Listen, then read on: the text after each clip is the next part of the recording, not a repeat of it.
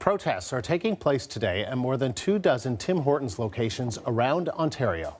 Double, double for justice for Tim's workers. The demonstrations were organized by one of the province's biggest labor unions. Workers at some of the coffee shops are upset about losing employee benefits. The cuts were made by franchise owners after the Ontario government raised the minimum wage. For more on this, we're joined by David Soberman, a professor of marketing at the Rotman School of Management, and Bruce Winder, co-founder and partner at Retail Advisors Network. All right, thank you both for taking the time today. So I want to ask you both about your take on the protests and the backlash. David, I'll start with you. What do you think of this? Well, it's obviously ballooning into something quite a bit bigger than it originally seemed when it was simply a few franchises that had said that they were going to cut back benefits for their employees as a result of the minimum wage increase.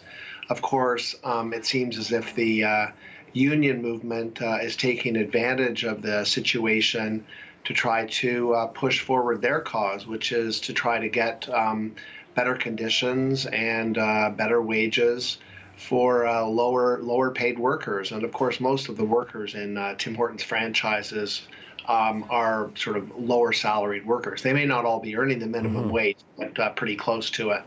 Bruce, what do you make of the protests? Yeah, I think it's pretty predictable. I mean, you can kind of see this coming. Some of the stories the media covered the franchises in Coburg and, with social media, etc. This is very much expected, and it doesn't appear to be over yet. So kind of waiting to see what the response will be from Tim Hortons through Restaurant Brands or the franchise group, or both.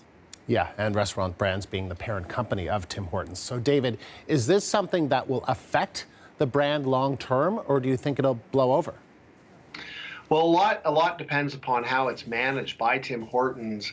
I think one of the problems is that when you have this sort of a problem and it's very much in the public eye, it can have a negative impact.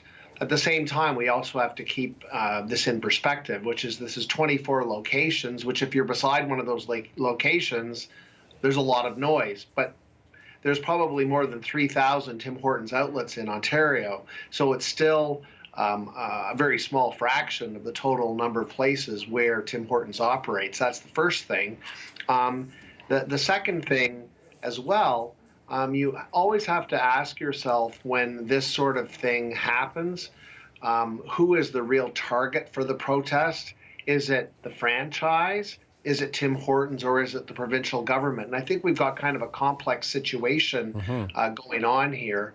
The franchise owners themselves who have removed the benefits, I don't think they're really angry with the employees. They're actually angry with the government.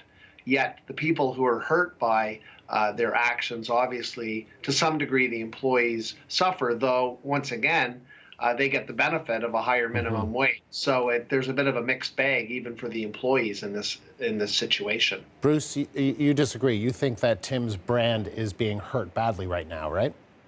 Yeah, I think that it might be a little bigger of an impact than just the 24 stores because of social media, right? Social media will carry this around Canada. And, even though you might not be in the vicinity of the 24 stores, the trade area of the 24 stores, you read social media, you go on Facebook and other places, and you see the boycott Tim's, and it kind of piques your interest. So I think that the brand damage might be a little more widespread than just the 24 stores. In terms of how long this lasts, it could blow over fairly quickly, but it all depends on what happens with Tim Hortons, the head office, as well as the franchise group, how they respond to this.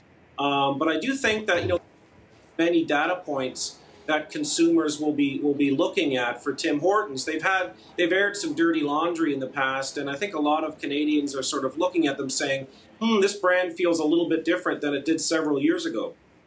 David, I mean, some of the problem seems to be around the parent company, the Restaurants International.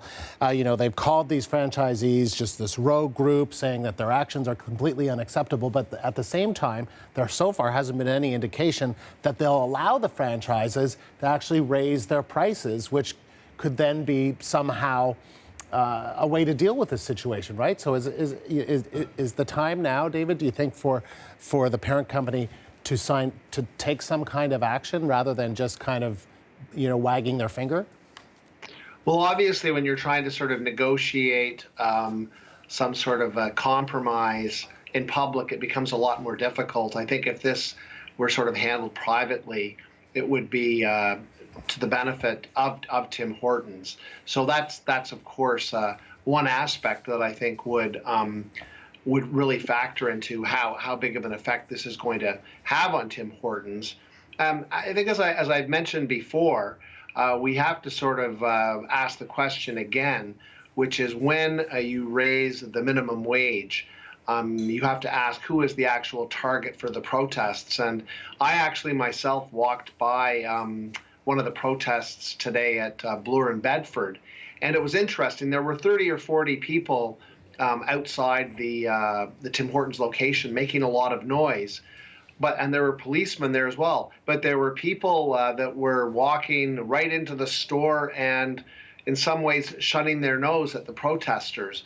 So I think you've got kind of a mixed reaction to this whole topic, because there's a lot of small businesses that may not have done what those rogue Tim Hortons franchises did, but they may feel under a lot of pressure as well. It's just that they're not quite as visible as Tim Hortons is in terms of protesting against what the government has decided to do. Bruce, just a final thought from you on this? This is a very interesting situation, as David mentioned.